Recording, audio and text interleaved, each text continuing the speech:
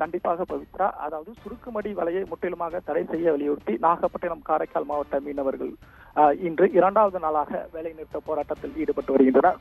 அதாவது நேற்று நாகப்பட்டினம் அக்கரைப்பேட்டை மீன்பிடி துறைமுகத்தில் நாகப்பட்டினம், காரைக்கால் மாவட்ட மீனவர்கள் கூட்டம் நேற்று நடைபெற்றது. கூட்டத்தில் அக்கரைப்பேட்டை, கீச்சாங்குப்பம், காரைக்கால், கிளிஞ்சல்மேடு உள்ளிட்ட கிராமங்களைச் சேர்ந்த மீனவ பிரதிநிதிகள் கலந்து கொண்டனர். கூட்டத்தில் மீனவர்களின் வாழ்வாதாரத்தை பாதிக்கும் சுருக்குமடி வலையை தமிழக அரசு முற்றிலுமாக தடை செய்ய வலியுறுத்தி நேற்று முதல் காலை வரையற்ற வேலைநிறுத்த போராட்டத்தில் ஈடுபடுவதாகவும் தெரிவித்தனர்.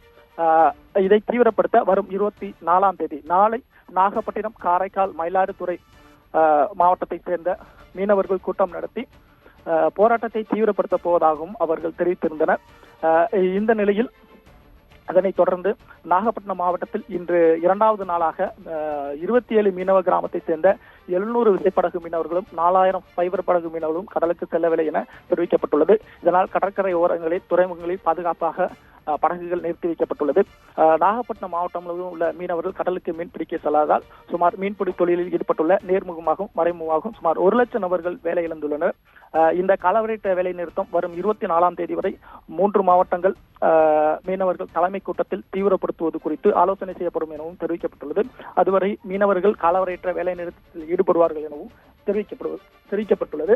அதாவது சுருக்குப்படி மலையை தடை செய்ய வேண்டும் என ஒரே கோரிக்கையை முன்வைத்து இந்த போராட்டம் நடைபெற்று வருகிறது.